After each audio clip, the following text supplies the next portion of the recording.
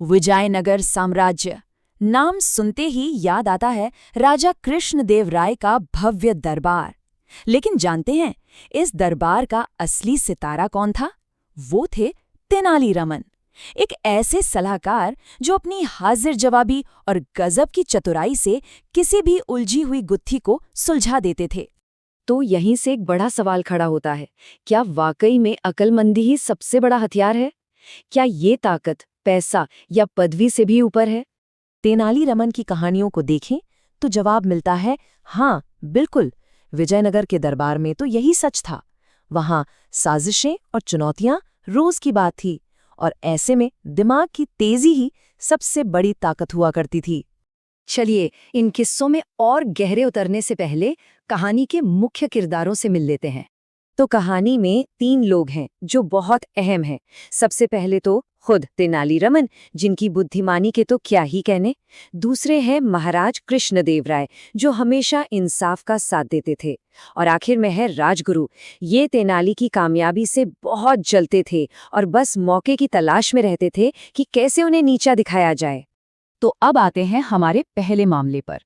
ये मामला एक ऐसे घोटाले का है जिसका पर्दाफाश राज्य की सुरक्षा में हुई एक चूक से होता है। कहानी की शुरुआत होती है एक बड़ी ही शर्मनाक घटना से। एक हमलावर महल में घुस आता है और जब सैनिकों से पकड़ने के लिए पीछे भागते हैं तो राज्य के घोड़े इतने सुस्त निकलते हैं कि वो हमलावर आराम से भाग जाता है। सोचिए, महाराज की सेना के लिए कितनी बड़ी बेइज्जती की बात थी ये। और बस राजगुरु को तो जैसे मुंह मांगी मुराद मिल गई। उन्होंने फौरन ऐलान कर दिया कि विजयनगर के घोड़े तो किसी काम के हैं ही नहीं। असल में ये उनकी बड़ी चाल की एक शुरुआत थी।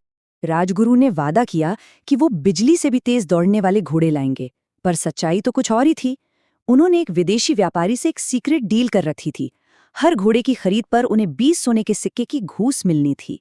महाराज ने राजगुरु पर भरोसा किया और इस सौदे को मंजूरी दे दी।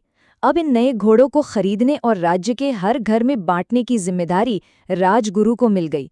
यहाँ तक कि तेनालीरामन को भी देखभाल के लिए एक घोड़ा दिया गया। और फिर शुरू हुआ खिलाने पिलाने का लंबा दौर।